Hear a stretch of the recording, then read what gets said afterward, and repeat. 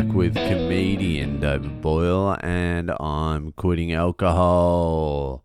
So, nanoplastics. Let's talk nanoplastics. I have just listened to something recently, and there's some good news and there's some bad news.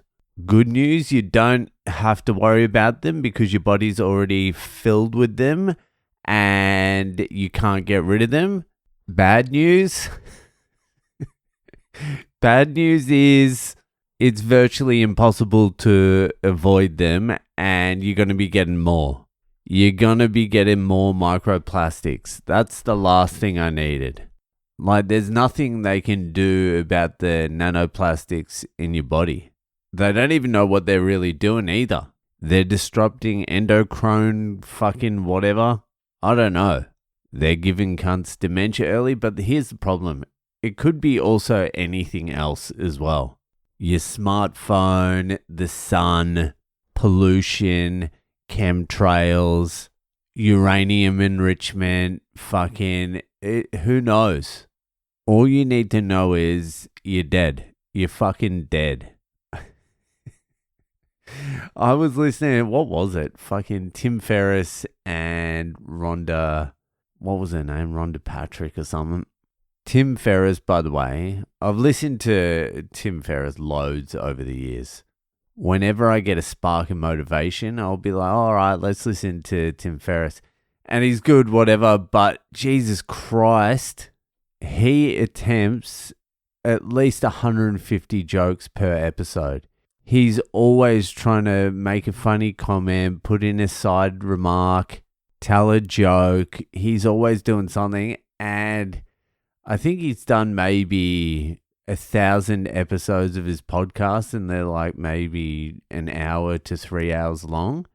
And he's attempting a joke, let's say every 1 minute, about 150 an episode. Let's say, yeah, a joke every 1 minute. Whenever he's talking, he's always he'll even stop someone to tell a funny anecdote that he's laughing at the whole time, and it's just a boring story.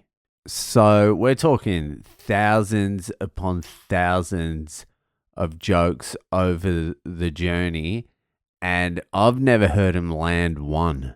Actually, come to think of it, I've never heard anyone in health fucking well-being community podcast vibers. I've never heard any of them say anything fucking even remotely funny. Maybe amongst themselves it's funny, but Jesus Christ. Is there any funny health gurus? They're all bland, annoying cunts. Probably because they're healthy. They've all got good rigs. You only need to be funny if you have a defect. If your rig's sloppy as fuck, if you look a little retarded, if you are actually autistic, if you're Jewish, all these different fucking defects. Yeah, you need to be funny because you need to cover for it. If you're a health guru with a perfect rig in perfect health, then why would you need to tell jokes? Especially if you've got like a podcast that's bringing in like maybe $200,000 a month and you'd be edging pretty close to being a billionaire. Who are you going to be able to make laugh? The general population? I don't think so. Anyway, I was fucking grinding my way through this podcast. It did have a lot of good information in it, just not delivered in a humorous style. And they ended up talking about fucking microplastics. And that's what they said. They're like, yeah, your body's full of it. You can't get rid of it. You can't cleanse it. And it's basically in everything. Your best bet is to try and avoid plastics as much as possible. But it's even in your drinking water. So you can't really avoid it completely. So yeah, just fucking, I don't know, deal with it. That's what they said.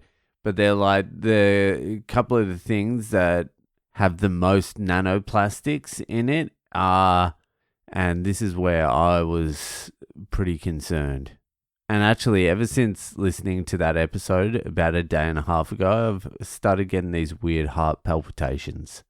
Maybe it's the nanos fucking working their way through the arteries. So, two of the biggest things to avoid are tea bags.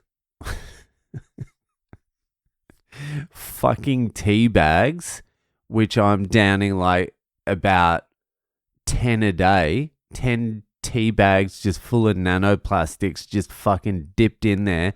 And not even that, they're in my fucking, what do you call, flask. And the bags are just jiggling around. I'm throwing it around sight. So it's loosening up nanoparticles left, right, and center. And then I just keep the old bags in there. And I'm just like, fuck, I can't be fuck fishing it out. So just throw some more nanoparticles in there. Get a few more bags in there. And yeah, I had to stop drinking tea. Well, I've got loose leaf tea now. So tea bags are off the agenda. And then the second thing is chewing gum. And I just chew that much fucking chewing gum. It's insane. So I am basically a nanoparticle. I just can't even imagine someone has chewed more gum than me over the last 2 years. Each time I put some chewing gum in my mouth, it's between 6 and 8 pieces. I basically just put a whole pack in my mouth. Because I was like, it's good for your teeth and also it's a good jaw workout. And for some reason I was trying to work out my jaw.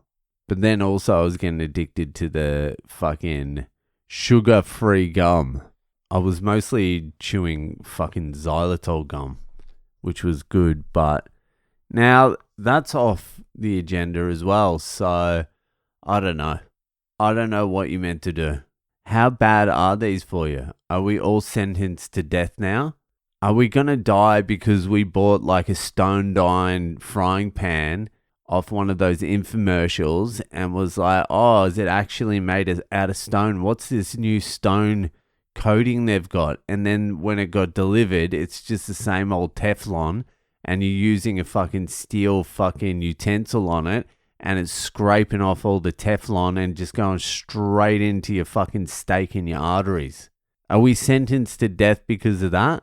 That's what I want to know, Ferris. Anyway, fucking that'll do it for tonight and I'll see you the fuck later.